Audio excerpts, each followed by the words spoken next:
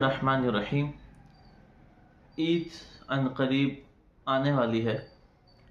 کوشش یہ کرنی چاہیے کہ آدمی، مستحب بھی یہی ہے کہ عیدگاہ جلدی جائے تاکہ خطبہ بھی آدمی سن سکے، امام صاحب کا بیان بھی سن سکے۔ لیکن اگر تاخیر ہو جاتی ہے تو باقی نمازوں کے احکامات ہمیں عموماً پتہ ہوتے ہیں کہ اگر کوئی آدمی مسبوق ہو جاتا ہے، کوئی رکعت رہ جاتی ہے تو اس کو کیسے ادا کرنا ہے۔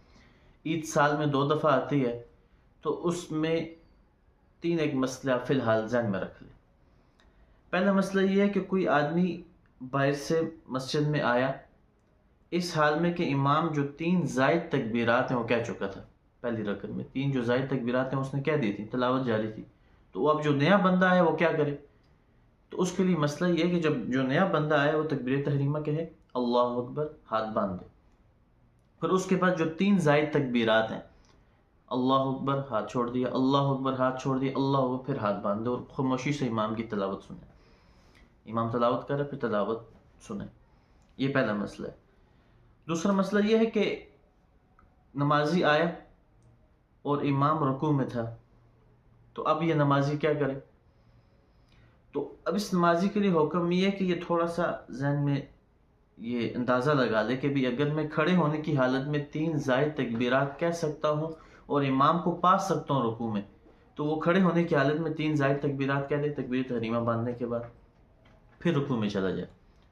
اور اگر اس کا اندازہ یہ ہے کہ بھئی امام رکوع سے اٹھ جائے گا تو اس کے لیے حکم یہ ہے کہ پھر وہ کھڑے ہونے کی حالت میں 3 زائد تکبیرات نہ کہے، تکبیر تحریمہ کہی، اللہ اکبر، اس کے بعد رکوع میں چلا جائے اور رکوع میں 3 زائد تکبیرات کہے، سبحان ربی العظیم کی جگہ یہ 3 زائد تکبیرات کہے، لیکن ہاتھ نہیں اٹھانے، رکوع میں ہاتھ گھٹنوں پر رہیں اور 3 زائد تکبیرات تسبیحات کی جگہ کہے۔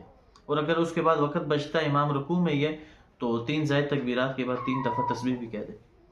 اگر کوئی آدمی رکوع میں گیا، ابھی ایک ہی تکبیر کہی تھی، ابھی گیا ہی تھا، امام اٹھ گیا، تو اب اس سے تکبیرات ساقط ہوگی۔ یہ دوسرا مسئلہ ہے۔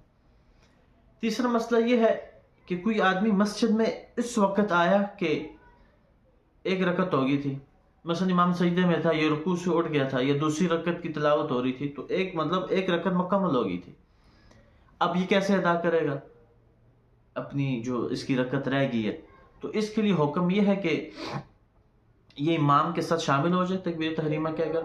تکبیر تحریمہ قیام کی حالت میں کہنی، یہ نہیں کہ آدھی قیام میں آدھی رکوع میں ایسی تکبیر تحریمہ کا کوئی اعتبار نہیں، نماز ہی نہیں ہوتی۔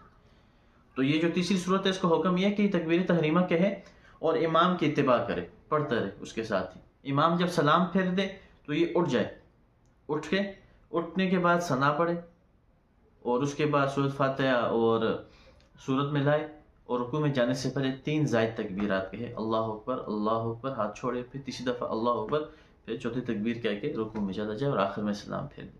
یہ 3 مسئلے آپ حضرات ذہن میں رکھ لیں۔ اللہ تعالیٰ ہم سب کو عمل کرنے کی توفیق عطا فرمائے۔